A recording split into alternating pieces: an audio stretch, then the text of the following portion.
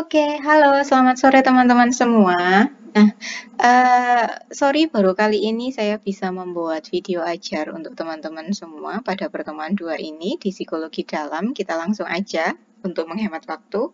Nah, pertemuan psikologi dalam pertemuan kedua ini kita akan belajar tentang teori dasar psikoanalisis klasiknya Freud gitu lah. Indikatornya apa saja yang harus kita pelajari hari ini? Kita nanti akan belajar tentang sejarah psikoanalisis, struktur dan dinamika kepribadian, kemudian rancangan terapi psikoanalisis yang dicetuskan oleh Freud gitu. Nah, deadline tugasnya pada pertemuan kali ini kita akan ada kuis post test. Jadi, saya harap teman-teman benar-benar bisa memperhatikan materi ini, bisa dipelajari lewat file juga dan juga bisa dipelajari lewat video ini gitu ya. Kita langsung saja.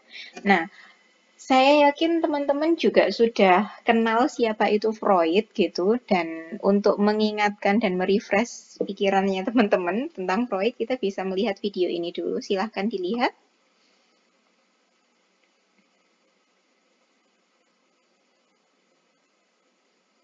Sigmund Freud bisa dikatakan sebagai salah satu psikolog yang paling berpengaruh terhadap perkembangan psikologi. Siapa sih Sigmund Freud itu? Sigmund Freud lahir pada tanggal 6 Mei pada tahun 1856 di Republik Ceko. Setelah 4 tahun kelahirannya, ia pindah ke Vienna, Austria. Di sanalah ia akan menghabiskan hidupnya, terutama dalam mengembangkan keilmuan psikologi. Meskipun sih katanya si Freud itu gak suka sama kota tersebut.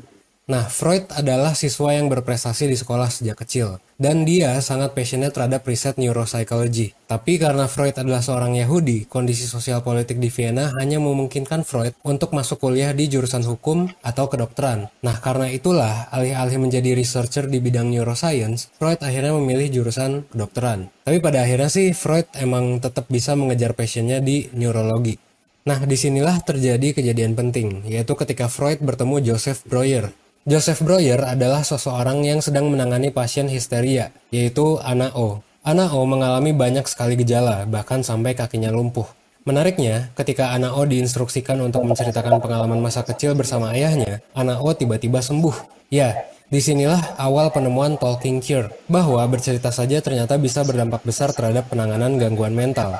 Sejak bercerita tentang masa kecilnya, akhirnya Ana O bisa sembuh total. Sejak saat itu, Freud pun kembali ke Vienna dan melakukan praktik di sana untuk mengobati pasien yang terkena histeria. Tapi Freud pun mencoba hal lain juga, yaitu menyuruh pasiennya untuk duduk rileks, sambil mengatakan apapun yang ada di pikiran mereka. Dengan melakukan itu, Freud percaya bahwa ia akan bisa menganalisis apa yang ada di alam bawah sadar pasiennya. Karena menurut Freud, alam bawah sadar manusia adalah kunci dari semua perilaku manusia dan gangguan mental yang manusia alami. Nah, karena teorinya secara umum bertujuan untuk menganalisis alam bawah sadar manusia, akhirnya teori yang ia ciptakan ini dinamakan sebagai psychoanalysis. Dan teori ini akan menjadi salah satu teori besar yang terus digunakan oleh berbagai psikolog sampai dengan sekarang.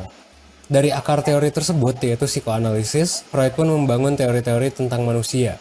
Freud percaya bahwa unconsciousness atau alam bawah sadar itu sangat berpengaruh terhadap perilaku manusia. Bahwa seks itu adalah akar dari perilaku manusia. Bahwa kepribadian manusia itu sebetulnya dinamis dan terdiri bukan hanya dari satu entitas saja, tapi dari 3 entitas.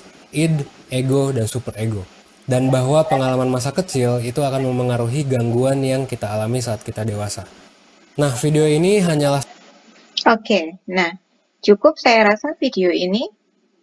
Nah, dari situ teman-teman juga sudah bisa melihat secara sekilas Freud itu siapa dan psikoanalisis itu bagaimana gitu. Dan saya rasa di psikologi kepribadian satu teman-teman juga sudah mendapatkan itu gitu. Nah, jadi pada intinya kalau kita belajar psikoanalisis itu poin utamanya adalah inti dari motivasi dan kepribadian manusia itu apa?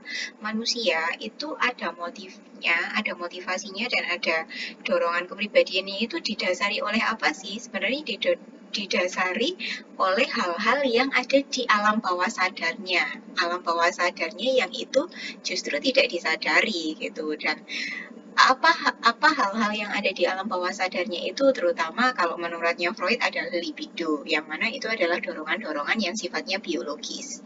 Hal semacam itu yang menjadi pokok pikiran dari psikoanalisa yang nanti akan kita pelajari ini. Nah, setelah itu kita bahas tentang struktur kepribadiannya. Psikoanalisa kalau seperti yang di video tadi mengatakan bahwa psikoanalisa itu memiliki struktur kepribadian manusia itu psikodinamis dan itu tidak stagnan gitu. Mereka mengatakan bahwa ada 3 entitas dalam kepribadian manusia, yakni yang pertama ini dorongan yang ada sejak lahir, instinktif, ada drive-nya yang kadang-kadang impulsif. Terus habis itu suka mengikuti prinsipnya kenikmatan, jadi pleasure principle. Terus habis itu ingin mencari kepuasan dengan segera, itu it. Nah, kemudian entitas yang kedua ya ini ego. Ego ini perkembangan dari it yang mana dia mengikuti prinsipnya realitas gitu, mengikuti prinsip realitas dan tujuannya itu menunda kepuasan yang diinginkan oleh it gitu. Tapi dasarnya adalah realitanya apa gitu. Nah, super ego ini adalah penengahnya. Super ego ini adalah penengahnya antara it keinginan dan ego realitanya apa. Nah, super ego ini berkembangnya dari mana? Berkembangnya adalah dari prinsip moral yang didapatkan dari kehidupan sosialnya gitu. Fungsinya untuk apa sih? Untuk mengikuti kesadaran dan ego supaya apa? Supaya ego juga bisa berkembang dan it juga bisa terpenuhi. Nah, hal yang semacam itu. Nah, itu struktur kepribadiannya menurut it. Tapi teori Freud itu tidak hanya ini saja. Teori Freud juga mengatakan bahwa manusia itu didominasi secara jauh lebih besar, didominasi oleh alam bawah sadarnya atau unconscious mind-nya gitu. Nah, unconscious mind-nya itu kalau misalnya dalam persenan dia mengatakan bahwa ada 88% manusia itu dikuasai oleh sisi tidak sadarnya. Sisi tidak sadarnya ini merupakan bagian terpenting dari jiwa manusia yang memuat dorongan-dorongan impuls tadi gitu. Dan juga memuat pengalaman-pengalaman traumatik yang nanti akan kita bahas bagaimana kita mengobati pengalaman-pengalaman traumatik itu dari sisi alam bawah sadarnya atau unconscious mind-nya gitu. Hal yang semacam itu. Kemudian ada preconscious mind. Preconscious mind ini adalah bagian dari prasadar. Jadi antara alam sadar dan alam bawah sadar ini ada preconscious mind-nya. Nah, preconscious mind-nya ini adalah saat yang tepat ketika kita untuk memasukkan sugesti-sugesti semacam itu menurut alirannya psikoanalisa. Jadi ketika seseorang dalam kondisi preconscious mind, jadi antara sadar dan tidak sadar, itu adalah saat yang tepat kita memasukkan sugesti-sugesti berupa sugesti-sugesti positif, hal yang semacam itu gitu.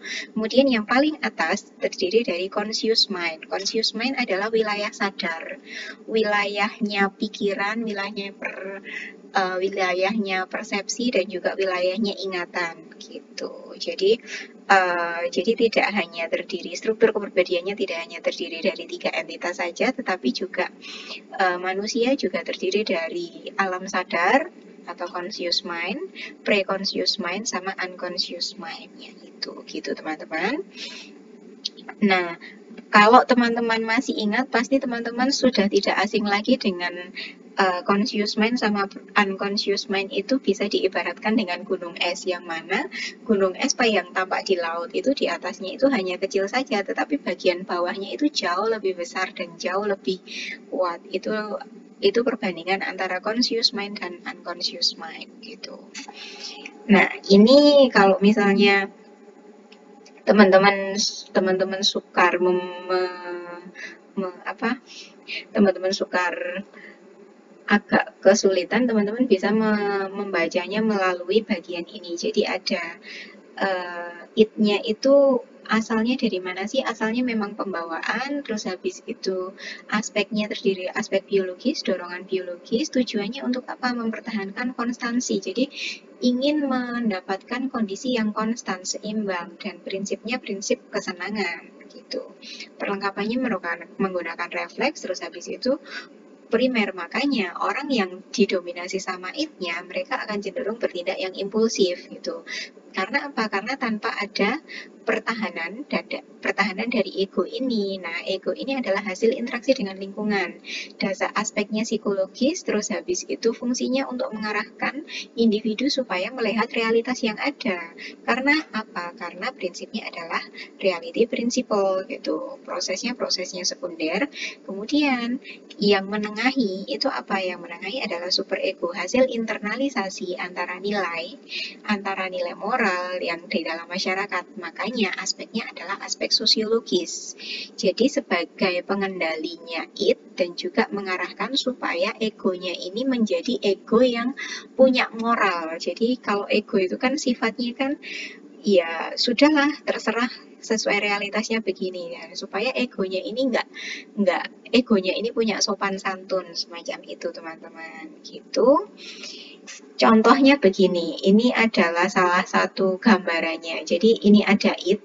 It ini sifatnya primitif, jadi pokoknya nggak tahu aturan, sifatnya impulsif, jadi ingin sakdek saknyet gitu aja, sifatnya agresif dan juga nggak logis. Jadi prinsipnya hanya kesenangan saja. Misalnya, sudah aku pokok pengen pacaran, pengen ciuman, atau aku haus, tapi aku harus bagaimana kalau misalnya aku nggak punya minuman atau aku lapar semacam itu. Jadi prinsip-prinsipnya itu didasarkan pada kebutuhan biologi saja gitu. Nah, fungsinya ego ini adalah uh, untuk memenuhi itu tapi harus realistis. No, realistis kalau misalnya aku haus, berarti kalau misalnya aku nggak punya minuman, berarti aku harus ngapain? Realitanya si A punya minuman, berarti aku bisa dong ngambil gelasnya si A atau minumannya si A untuk aku minum gitu. Nah, ego itu hanya memenuhi realistisnya saja, rasional dan logisnya.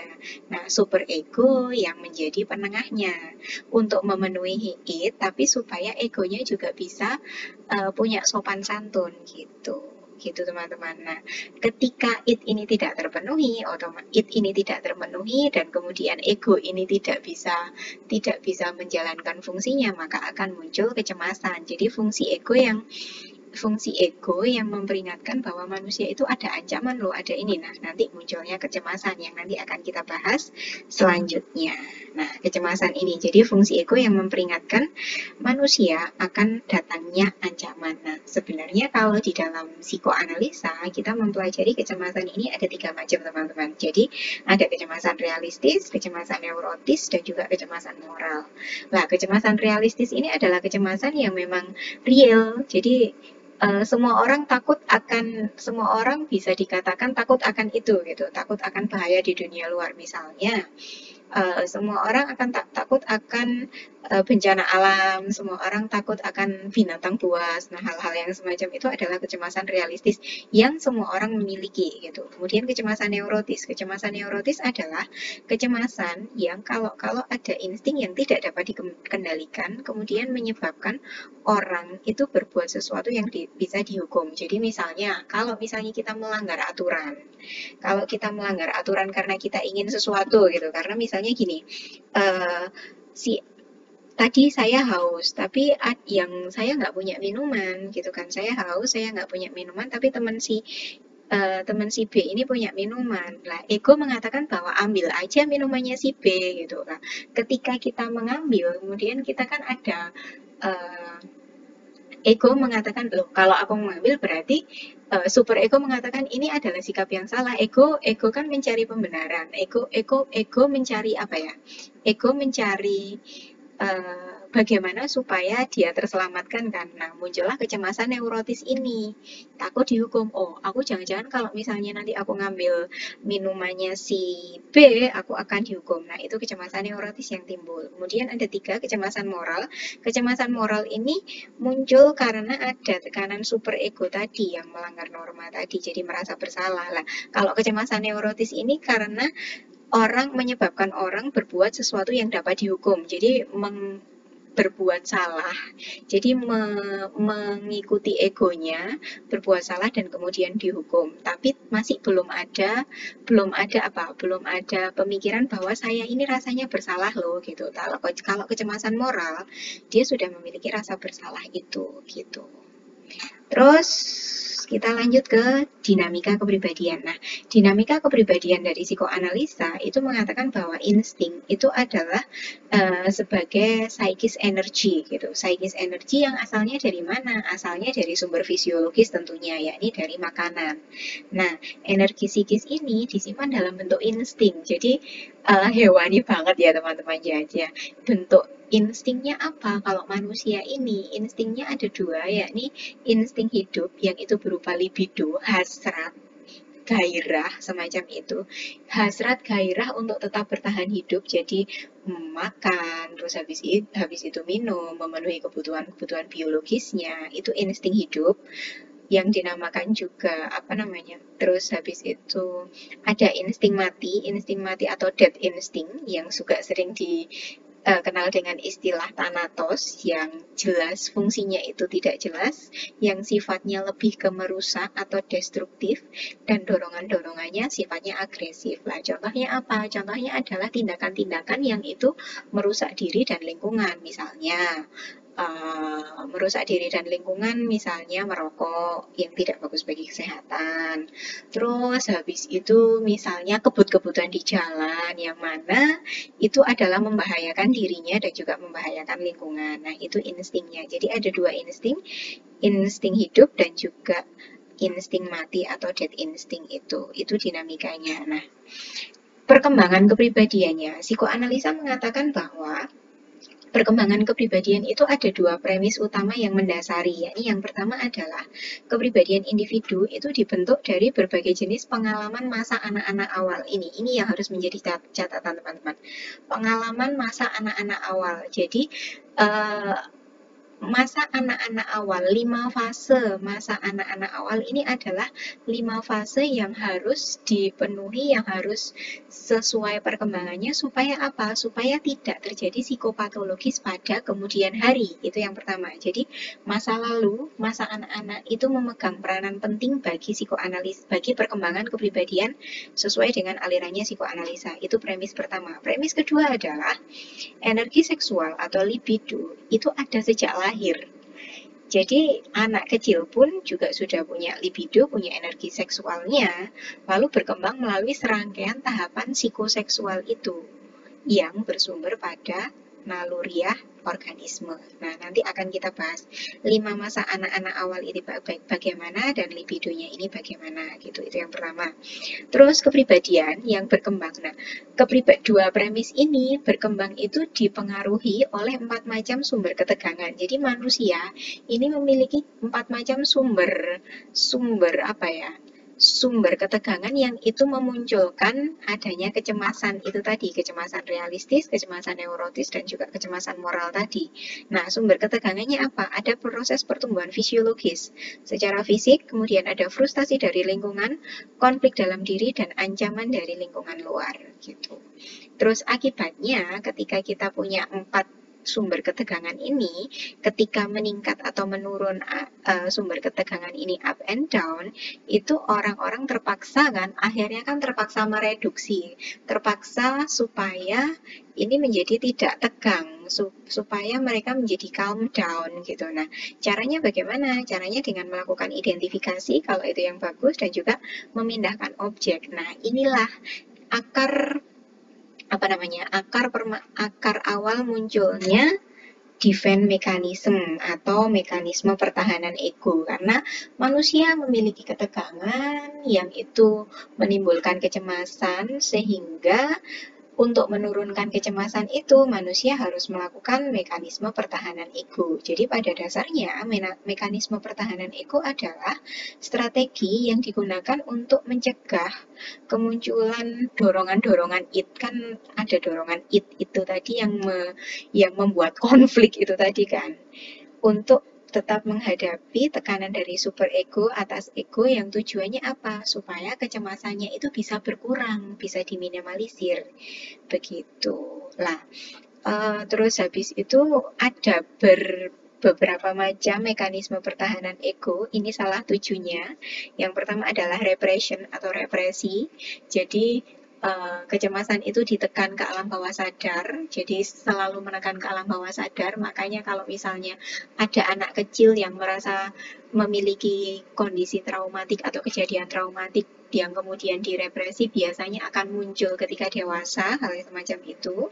Kemudian ada sublimation atau sublimasi, menyalurkan ke aktivitas nilai sosial. Jadi kalau misalnya kita memiliki tekanan atau memiliki dorongan, tapi kemudian dialihkan, disublimasikan ke aktivitas-aktivitas sosial yang memiliki nilai sosial semacam itu.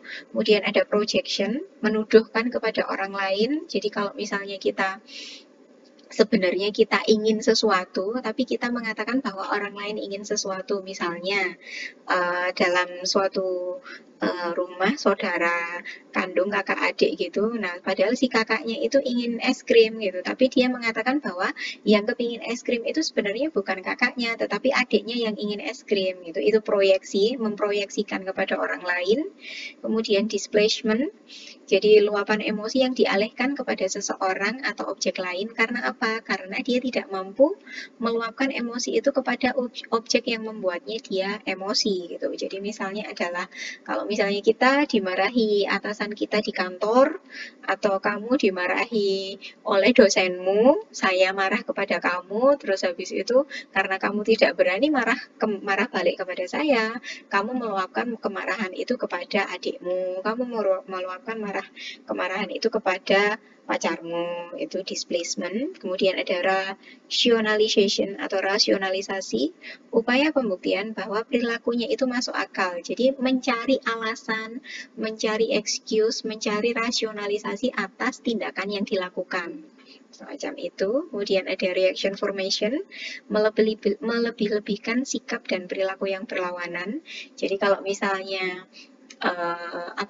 kita jadi kayak psikologi terbalik gitu loh teman-teman. Jadi oke, silahkan, padahal kita melarang itu gitu.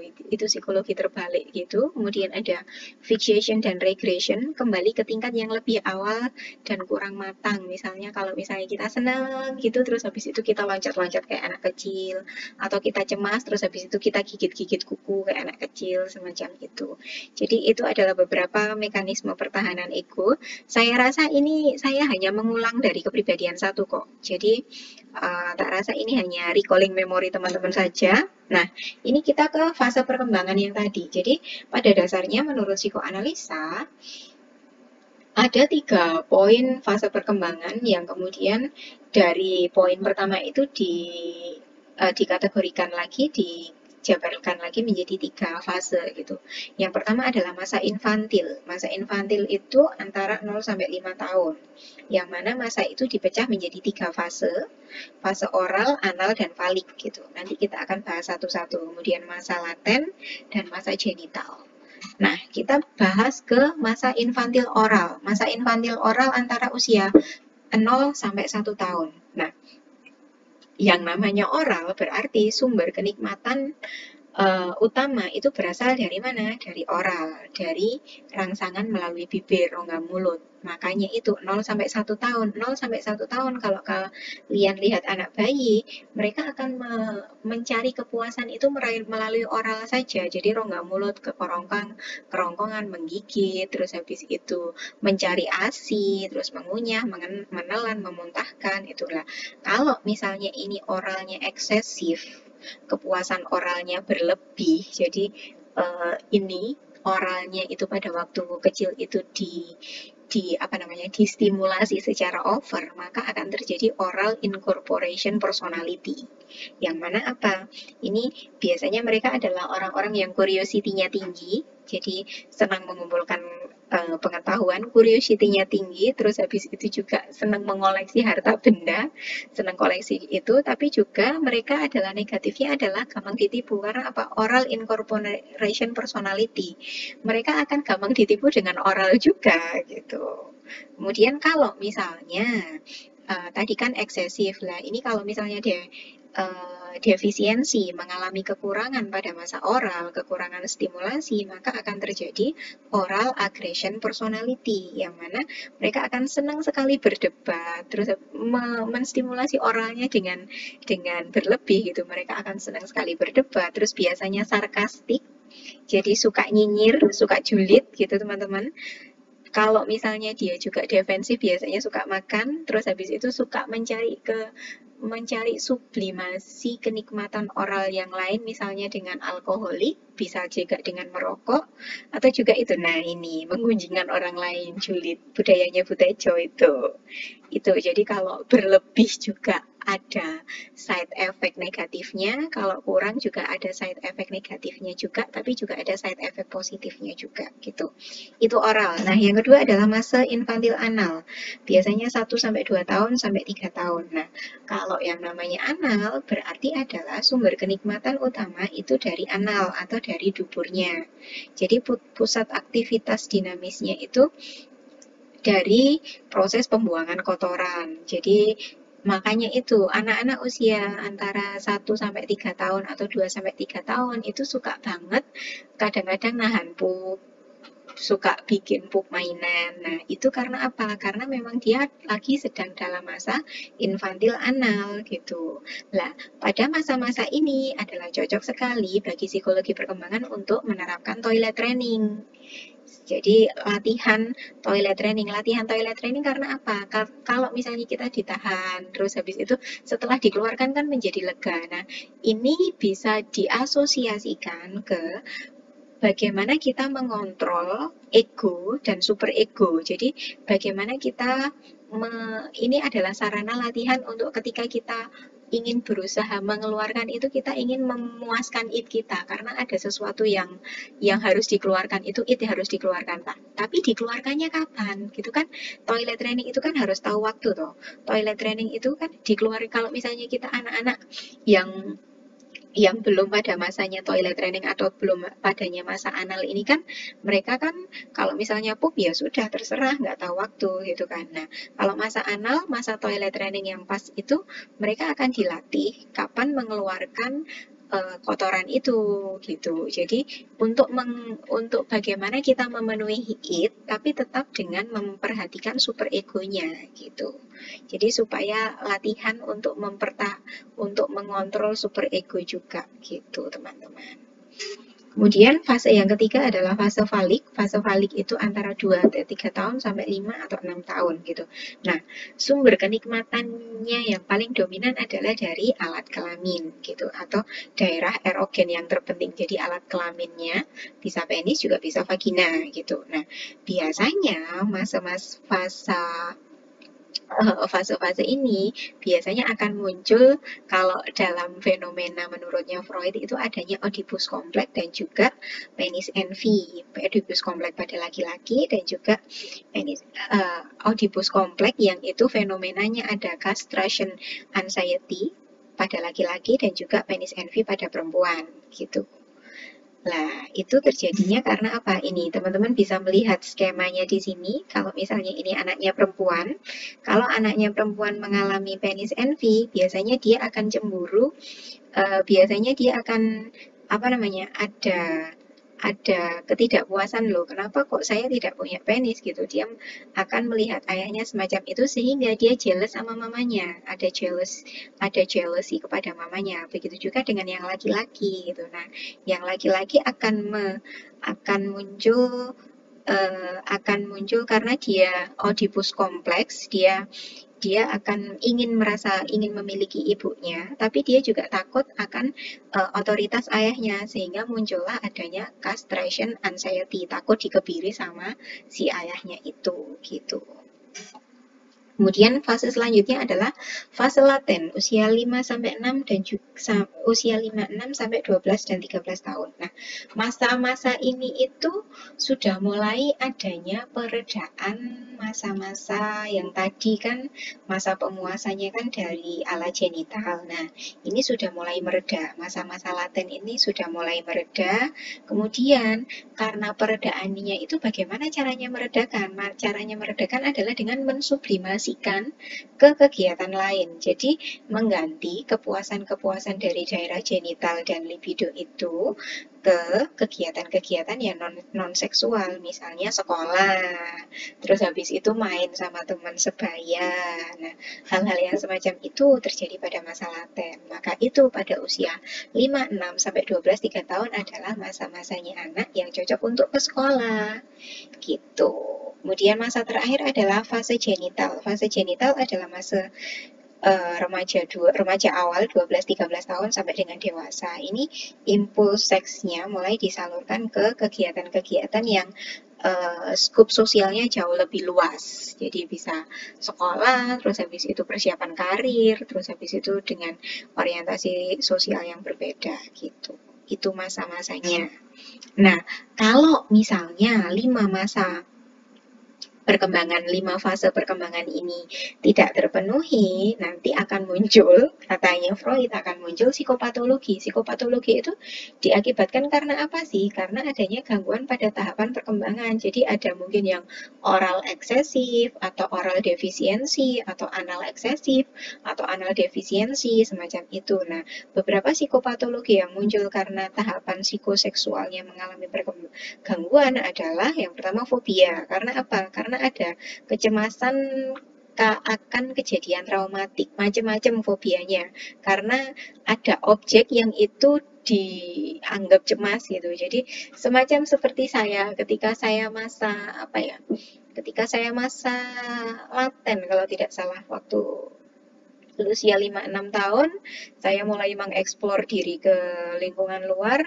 Kemudian lingkungan luar saya bertemu dengan seekor kucing yang itu membuat saya mengalami kejadian traumatik. Dan sampai sekarang, ketika kita bertemu kucing pun kita akan mengalami suatu ketidakseimbangan secara psikis. Nah, hal semacam itu munculnya fobia. Dan fobia bisa macam-macam juga, teman-teman. Kemudian ada histeria, ada transformasi konflik psikis menjadi malfungsi fisik. Jadi ada konflik dalam psikologisnya, kemudian yang menjadi malfungsi fisiknya berpengaruh sampai dia lumpuh. Ingat anakku tadi, sampai dia lumpuh atau sampai dia terserang penyakit-penyakit fisik yang lain. Kemudian munculnya OCD, obsesif kompulsif. Karena apa? Karena ada konflik seksual pada fase analnya. Jadi ada konflik seksual di sana pada fase anal sehingga munculnya perilaku bersih yang eksesif, obsesif kompulsifnya. Kemudian ada perilaku alkoholik karena kegagalan pada fase oralnya tidak terpenuhi dengan baik. Jadi kadang-kadang ada yang merokok, terus habis itu kadang-kadang ya ada yang minum-minuman semacam itu. Kemudian ada juga psikopatologi karena depresi, karena kehilangan cinta dan tidak terpenuhinya masa-masa pada saat masa falik tadi, adanya Oedipus kompleks yang tidak terpenuhi dengan bagus gitu.